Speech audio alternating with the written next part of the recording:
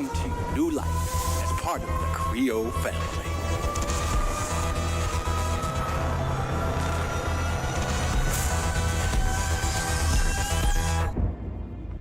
The Surge is a dystopian sci-fi soulslike that has you fighting your way through an overrun corporate complex in an attempt to both rescue the remaining survivors and find out more about the impending launch of Project Resolve, a series of rockets programmed to disperse a chemical compound into the Earth's atmosphere, a compound that will supposedly repair much of the damage caused by humans over the last 2,000 years or so.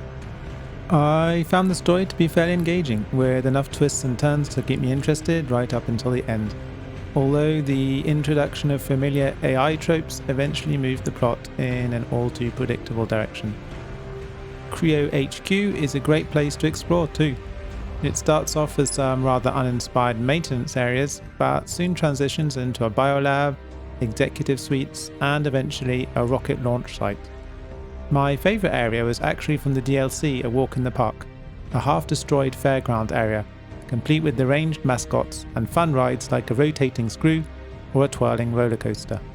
Unfortunately, a lot of these areas occasionally force you through long stretches of air ducts and tunnels, which, apart from all looking alike, are a pain to navigate and even worse to fight in.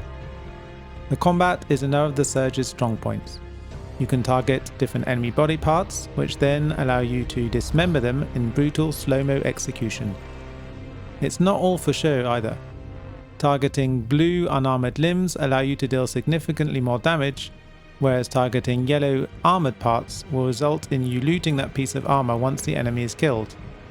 Dropped pieces can then be used to upgrade your own rig or to craft entirely new ones. The mechanic adds a whole new layer of strategy to the game, as you have to decide whether you want to risk a more dangerous fight to get that last bit of leg armour you need, or go for the easy kill instead.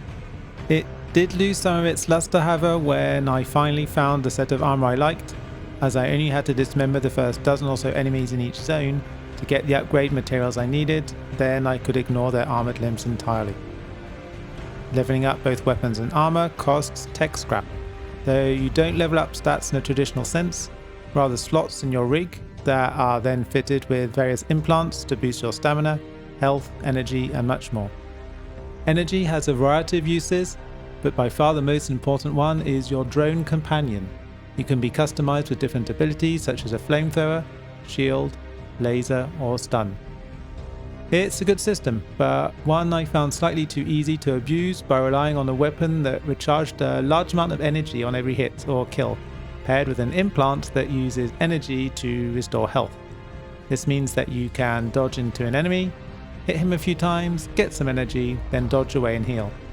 A tactic that served me well right up to and including the final boss. Speaking of bosses, there are only 5 in the base game and a further 5 spread across 2 pieces of DLC.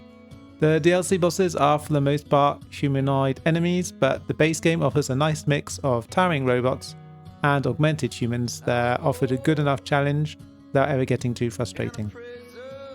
Deck13 is not known to put out the most polished games, and The Surge is no exception. The camera spun around wildly on more than one occasion, the prompts to pick up weapons or talk to NPCs disappeared every now and again, and I saw the inside of my character's head a few too many times, but these minor issues didn't stop me from enjoying the game.